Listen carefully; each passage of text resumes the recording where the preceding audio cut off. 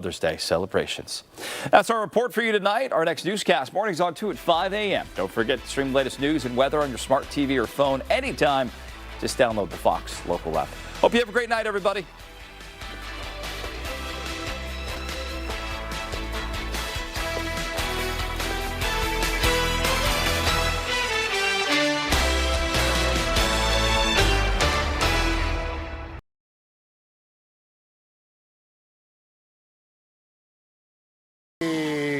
Welcome to another edition of your favorite show, Like It or Not. And I am your host, Brian Gallo. Look at this. So we're talking about the Tall Guy Show. Let's zoom out and show our friends at home what we're talking about.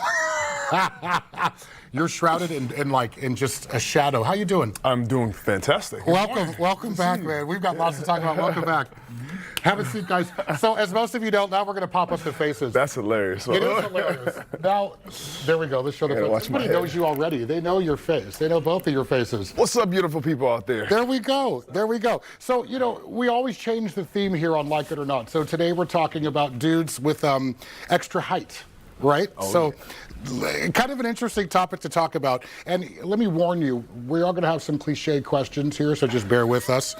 And with that said, what is it like being you as far as being, what are you, 6'9"? 6'11". 6'11". Hey, don't short me. My bad. Wow, I just 2 inches off of you. Well, it's interesting, me being 6'3", 6'4", looking up to you, I can't gauge how tall you are.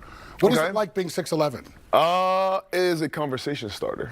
No matter where I go, I always have a friend. So being tall when I was young, it was hard. Right. Because I didn't have a place to put it. But I think basketball coming into my life when I moved to the United States, it gave me something to work on, made my height purposeful, and then it gave me confidence in height. And here you are now.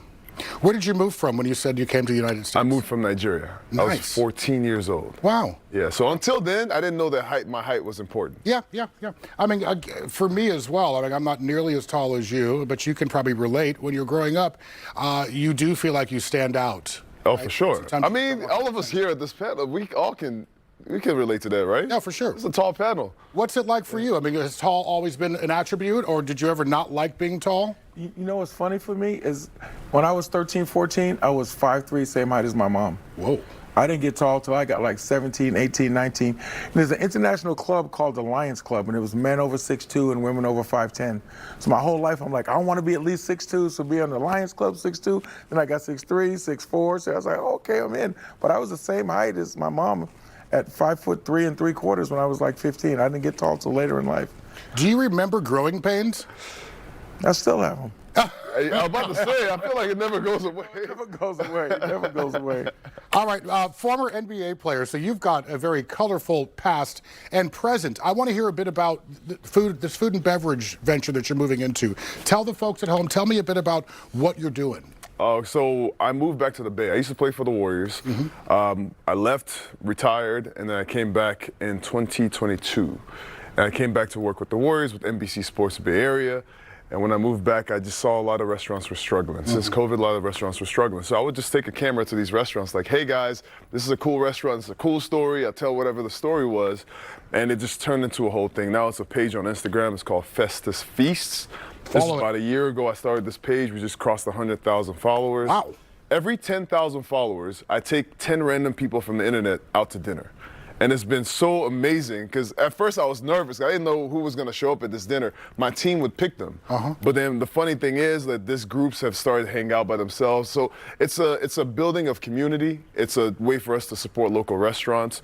And it's been a fun journey. But I got to work out every day because there's so much food everywhere I go now. I'm like the food guy. So when I get to the restaurants, people get nervous. So they like bring out all the food at the same time. It's insane, but it's also amazing. Okay, wait. So I'm hearing two different things. So one is you blanket the Bay Area and you check in on new restaurants, and you also host essentially meetup groups. Is that I check in on all restaurants. Like new, old, is just about telling the story of the Bay. The reason why I started doing this was because I wanted to support restaurants. But at the same time, I saw people talking smack about the Bay. I thought I would travel all over the world and people would say, well, San Francisco, that place with all the homelessness and all the crime.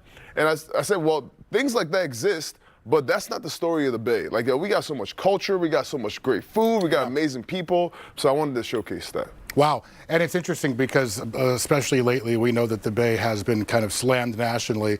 And my thing is, less is more. Keep that attitude because we're going to keep this to ourselves. Oh, for sure. So, yeah, you'll check it out at Festus Feast on Instagram and the whole idea. Hopefully, we can have a tall guy panel on Festus Feast. Well, I'm ready to go. Ready to go eat? I'm ready to eat. I'm always ready to eat. Let's go. Okay, wonderful. And I want to come back to you a little bit and talk a bit more about that. But let's talk about you for a second because you're a comedian, right? Mm-hmm. So with your height, when you're stepping into a space and performing comedy, how does that correlate? I mean, so what happens with me, I dress real nice. I always dress nice. I think I dress professional, which I think a comic should do. Yeah. And when I walk into these clubs, especially people don't know me, they think I'm the owner or the bouncer or whatever. So that's the first impression they get when I walk in the room. So then when I get on stage, I dance and act goofy and do goofy stuff to let them know that I'm a comedian, you know, because when I walk in places, they're like, oh, this guy must be the owner of the bouncer. So I do have to break it down and let people know that I'm just a comic like everybody else. Yeah. I mean, being tall comes with a certain presence and people make certain assumptions, right? Sure. We always get like, hey, you play ball? Mm-hmm. I mean, you can actually answer yes. You know what's crazy? When I go to like weddings and funerals and stuff and I'm dressed up suit and tie, I've been walked to the pulpit like 20 times. They walk me to the pulpit and I'm like, no, because I have a cross or something on and they always think I'm a pastor or something. I'm like, no. Position. I'm like, no. Hey, you do have a dignified look, though. Every time when I saw you this morning, I was like, oh, am I in trouble? What's happening? Like, People say that. Is he here? Is he here in charge? It's like a different thing. It's like The answer is yes, you are in trouble. Let me cut you off. And, we're going to send you off to break. Stick with us. A little more Like It or Not coming up in just a couple minutes.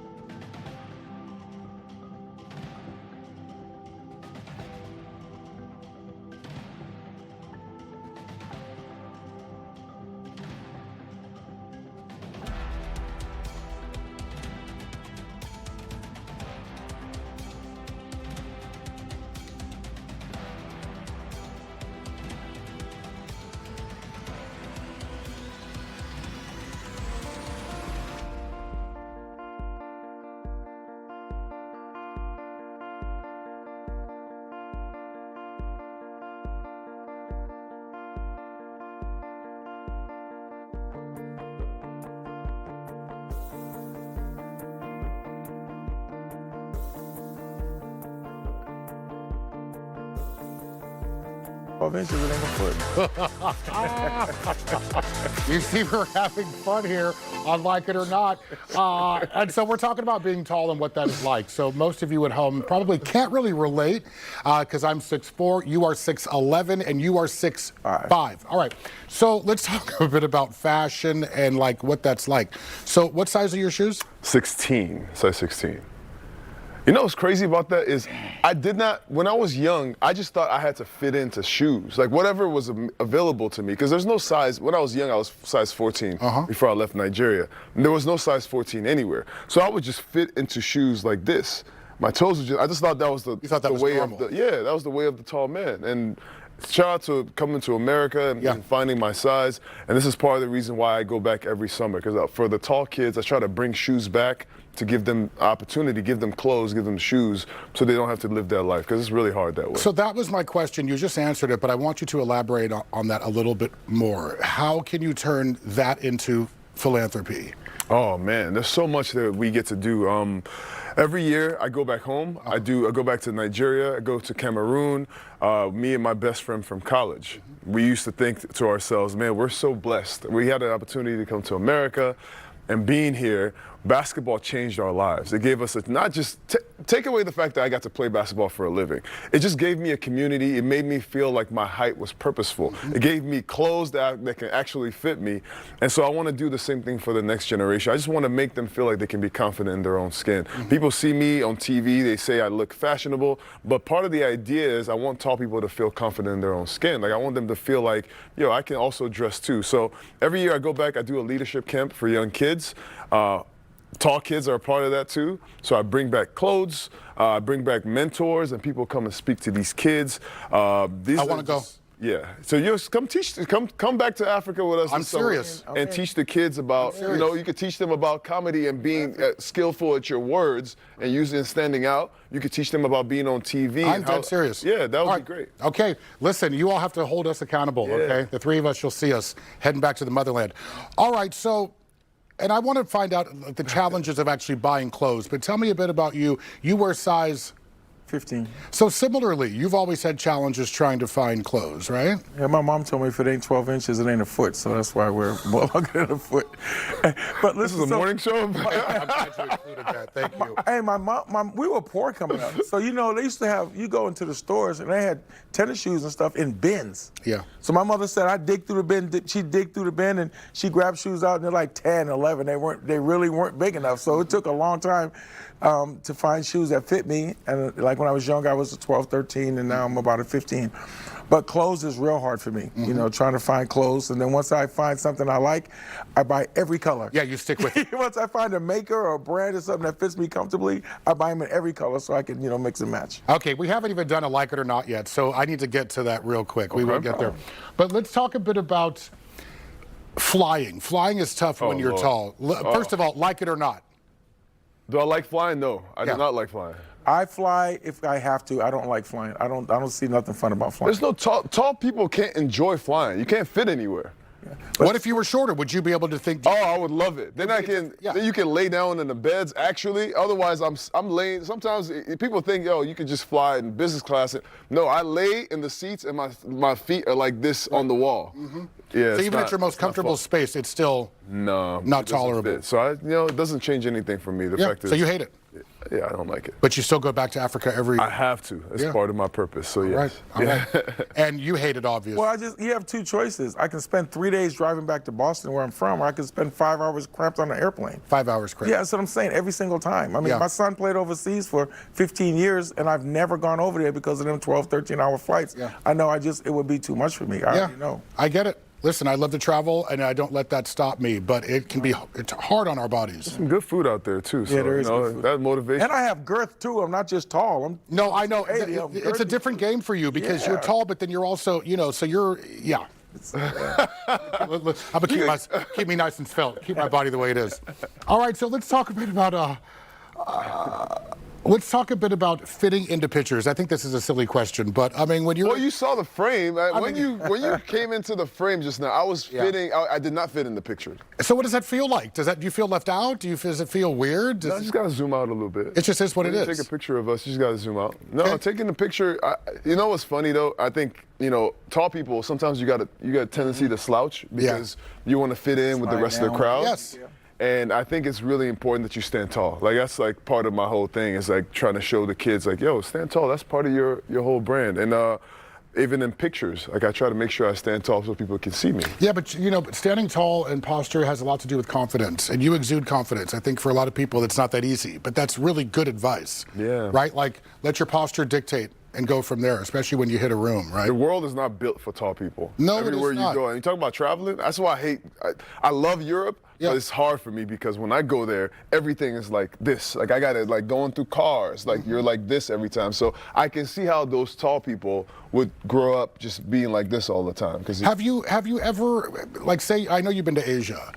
I have not been to Asia. Okay, but well- it's actually one of my, it's my mecca for food. Gotcha. I can't wait to go. Well, I was using that as an example of a country, or rather a region, where folks aren't used to seeing people that look like us, especially with height. So what do you do when somebody is almost taken aback and maybe scared by your height? That's happened before. I mean, that's happened everywhere. Yeah. But my dad is 6'6". My dad went to China, and when he was over there, people were, because he's bald, and people were chasing him around. They thought he was Kobe Bryant. Kobe! They were chasing him around. Kobe! So I would only imagine that if I went over there at 6'11", that people would just be chasing me down the street, even if I was in the car. They would sure. just think they would assume that I was somebody. And people probably, when they see you, the first impression is that you're intimidating, right? What's funny is where I live at is not a lot of people of color where I live at right now. And people that come to the door, especially salespeople. When I'm at home, I got a tank top on and basketball shorts. My whole body is tatted up. So they ring the bell and knock. And when I open the door, the first thing they do is take a couple steps back and they go, because they're not expecting me to answer the door. Yeah. And I say, no, I don't want to buy anything. They're like, okay, and they leave. They're not expecting me to answer the door, and then especially the way I look, they're like, Just Debo, just they're Zeus like, Lister. what? Just, Hey, okay, I don't want no problem. Oh, yeah, and I'm a nice guy. I'm a teddy bear. you really are. And that when I first met you, that's the best thing about you, is you present like, this hard guy, but you're a sweet, solid softy. This is okay, I Don't can say say that, sweet. right? All right, see what? You see how I was leading into apology? Like, please, I don't want no problems. There you go. About to get my butt beat. All right, we're going to send you to break. You know what we're doing here, like it or not, your favorite show. We'll see you in a moment.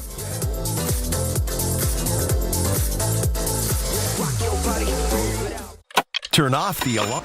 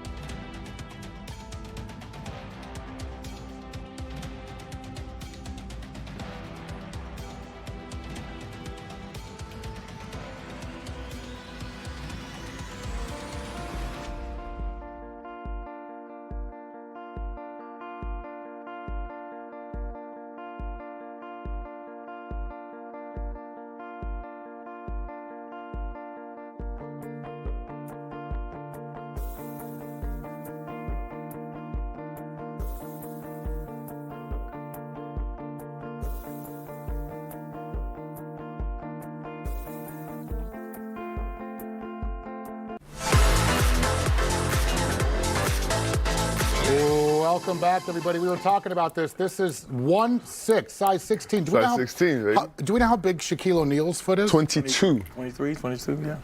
My goodness. Insane. Is there anything, something that you wish you could wear or buy that you can't? Because All the time. I don't like going shopping. I don't know how you feel about it, but I don't ever go shopping. Like there's no need. It just makes me mad because all you do, you go to the mall, you see stuff that you can't buy and you can't wear, can't fit in. So yeah, no. So like it or not, not. Nah, a lot of my about clothes you? had to be custom. So I told you I was 355 with a 50-inch waist, and all the designer stores and stuff, I couldn't even go in there. Yeah. I couldn't have no accessories, no nothing. Since I lost 85, 90 pounds, I've kind of overcompensated for it, but it is, finding clothes and stuff is definitely hard, especially nice, stylish stuff like you're talking about. It's hard, you know. It's sweatpants and Levi jeans, and that's about it for a long time. Congratulations, though. Yo, think about it. 350 with you missed that part. That's insane. Actually, that is really. And I was great. 5 shots a day insulin dependent. Now I'm almost nothing. I didn't even. You're right. I didn't even trip on that. That's such a feat. So, is it safe to ask how much you weigh now? Right now I'm 265, but Wow, no that's 100 no surgeries, no shots, no nothing. Just eating cleaner. Yeah. I eat 6 times a day, but I eat cleaner, not all the sauces and gravies and all that stuff. And I work out 4 times a week with trainers and stuff. So I did it for my grandkids, man. Yeah. You look great too. So Oh, look at you. whatever it is that you do, y'all just tell me what to do, man, so I can shape both of y'all. You're just trying to include me, and I appreciate that. All right, so let's continue the conversation about being tall. So this is interesting. I mean, people expecting you to be an athlete. People do make that assumption of you, and I would imagine that might get old, or do you not mind it because it's true? Okay, so I'll tell you this story. Like, I remember when I moved back to the Bay Area, there's some people, a lot of people didn't recognize me because I played a long time ago. My hair is different. So when I played here, I had short hair, no beard. And I was walking across the street one time in San Francisco, and this guy looks at me, he said, "Are you an athlete?" And at that day, I didn't want to talk, so I was like, "No, I'm not." I kept walking. He like, "Oh, waste of height." And when I thought about that interaction for a moment, it wasn't even about me in that moment. I thought, what if I was 6'11" and I never played? Think about the tall people out there that just didn't play sports. They weren't athletes, they weren't interested. It's just that feeling of you're not enough, right? The waste of height, big for nothing. Those things are things I used to hear when I was young. So playing basketball gave me the confidence. But yeah, if I wasn't an athlete, it would be really hard to be this tall and just move around in the world. I'm really glad I asked that question. I was not expecting that answer. I thought it would just be like, yeah, it's all good. I am an athlete. I don't mind it. But it's people making assumptions, right? Yeah, but think about kids out there who, like, every time, every day, everywhere you go, they ask you, do you play basketball? Do you play volleyball? Do you play something? Right. And it's like, if you said no, then you feel like you were doing something wrong. Right. You feel inadequate. Yeah, when I moved to the country, that was the first time I got that expectation of, I'm tall and I'm black, so I have to do something. Even when my first team I ever signed up for, when I moved to the States, I lived in Yuba City. We found a basketball team, back of a newspaper, long story. But I was the only black guy on this team. It was like Indians and Mexicans on the team. I was the first black guy, but I never played. I didn't even know how to dribble the basketball. But when I walked onto this team, they saw me as the hero, like the savior of the team. I never played, so it was so weird. And my first basket I ever scored was against my own team. This is where I started. That's how bad I was. But again, talking about making assumptions. Yeah. You know, yeah. People come making assumptions about you, and 9 times out of 10, they're probably wrong. Maybe that expectation is the reason why I worked so hard. Because I was like, nah, I got to make sure I'm. That's kind of how that works. The mind's interesting. That's kind of how I'm that in the works. car business, so I'm like the closer. I'm the manager that comes out. So when you're trying to buy a car and they bring this guy out 6'5", 270 pounds, and first thing they do is look, oh, here comes the big guy. First thing they asked, did you play football? Did you play basketball? Did you? And I said, no, I did marbles and I did ping pong and stuff like that. And it's like an automatic response for me because I'm getting it so much. So they start thinking about it. They start laughing. He said, play marbles? And he said, ping pong. I said, yeah, I'm actually pretty good at it. But that's your go-to answer. Every single time. You know the crazy part is, guess what sport I was best at? What? Hockey. I played goaltender because I'm from Boston. Everybody plays black hockey. folks don't. I'm from Boston. Hockey. I'm from Boston. Everybody plays hockey. No, but we're not known to be in that sport. Exactly. They're thinking football, basketball, but actually I played hockey. Interesting. I was a goaltender. This is why you've been on this show 20-something times, right? 'Cause you just this depth. Done everything. Done everything. It continues to. And he's got 16 grandchildren? No, I have 5 kids, 6 grands, 17 gods. There we go. I knew there was a teen somewhere in there. Oh, yeah. You talking to you. Never have to miss an episode of Like It or Not. Stream or download us for free on Apple Podcasts or Spotify or wherever you listen. All right, we're going to head to break. I will see you in just a minute.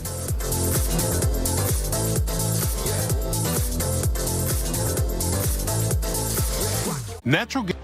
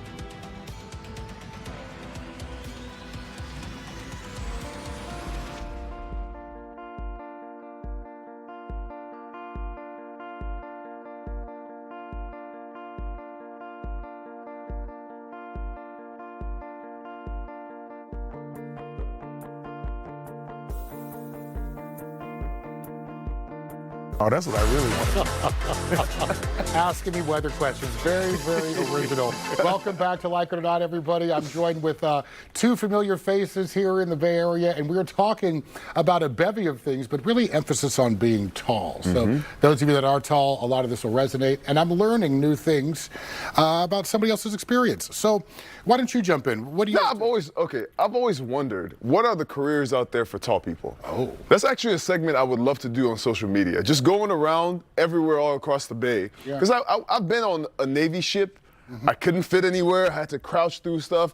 I tried to be a pilot. I was like, well, I can't fit there either. When I moved to the States, I was going to be a doctor.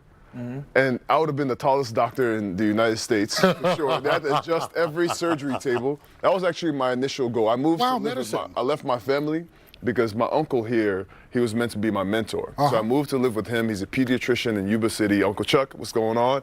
And yeah, when I came here, basketball ended up falling in my lap and I found this new path. But I always wonder all the time, what would happen if I ended up following that path? That's actually crazy. I think the idea of you being a doctor sounds really cool. Yeah.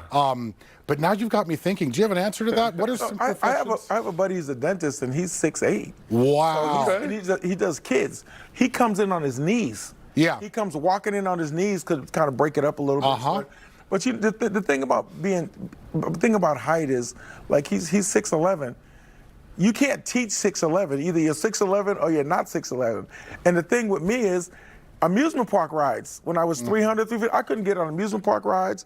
I couldn't sit in booths at restaurants. And to this day, I still don't, because there's not enough room in the booths all the time. So all the stuff that people don't even think about, you know, that they take for granted, is tall people just can't do. Yeah. We cannot do. There's no way. I mean, It's true. And it's a long list. Oh, yeah. And still, even traveling, for instance, like you were saying you want to go to Asia. When you do go to Asia, you just wait to see what your forehead is going to look like from bumping into, ceilings. Oh, that's why I actually door grew my frames. hair out, because I used to bump into.